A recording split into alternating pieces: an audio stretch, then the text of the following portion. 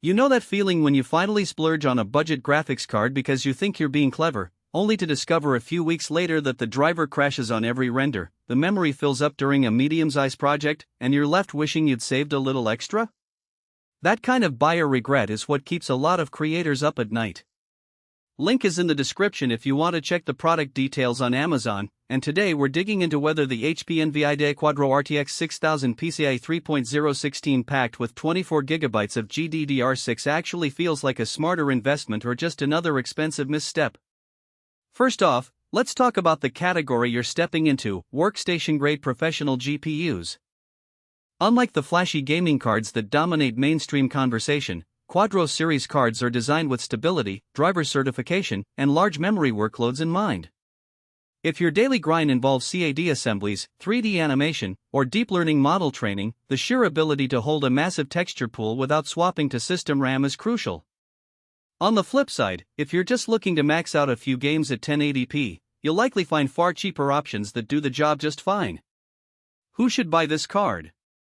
The sweet spot is a professional who routinely works with complex scenes. Think architectural firms rendering full building models, VFX studios compositing high-resolution footage, or data scientists training neural networks that need a lot of VRAM.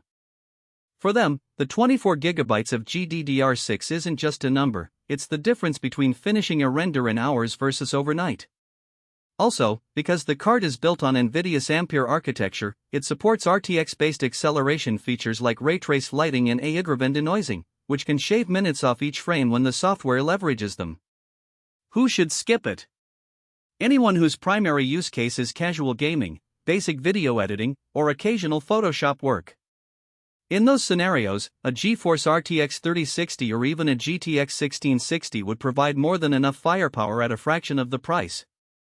Also, if you're running a laptop or a compact mini PC, the physical size and 250W power envelope of this card can become a problem. You'll need a full tower chassis with a robust 650W plus PSU and ample cooling headroom. That's a hidden cost many first-time buyers overlook. Now, let's get into the practical strengths you'll actually notice once the card is installed. First, the massive VRAM truly shines when you open a 8K video project in DaVinci Resolve. The timeline stays buttery smooth, color grades apply instantly, and you never hit the dreaded out-of-memory warning that forces you to proxy or lower your playback resolution. In my test environment, a workstation with 64GB of DDR4 RAM and an Intel Xeon W2195, the card handled a 12-minute 8K RAW sequence with multiple layers and effects without a hiccup. That kind of headroom is rare outside of the multi-card rigs that data center folks use. Second, the driver ecosystem for Quadro cards is purpose-built for stability.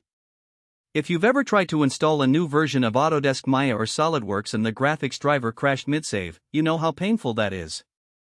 With the Quadro RTX 6000, the certified drivers are updated less frequently but are rigorously tested against professional applications. I ran a stress test with Autodesk Revit loading a 500,000 element BIM model.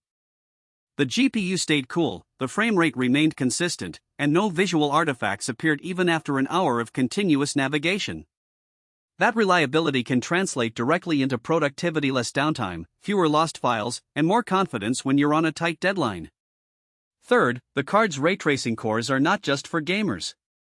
In Blender's Cycles engine, enabling hardware-accelerated ray tracing cuts render times roughly in half compared to CPU-only rendering. When I rendered a complex interior scene complete with reflective glass and soft shadows, the RTX 6000's RT cores handled the bounce calculations in real time, allowing me to preview lighting changes instantly. That immediacy can be a game changer for designers who need to iterate quickly. On the downside, there are a few trade-offs that can bite you if you're not prepared. The first is power consumption. At a full load, the card can draw close to 250 watts, which means you need a power supply that can comfortably deliver that plus the rest of your system's demand. If you're upgrading an older workstation, you might end up swapping out the PSU, adding to the overall cost. Secondly, the card's size is no joke. It occupies a full double-width slot and has a hefty heatsink that extends well beyond the typical clearance of many cases. Make sure your chassis has enough room, otherwise you'll be forced to buy a larger case or risk improper airflow. Another practical weakness is the Pareto performance ratio for non-professional workloads.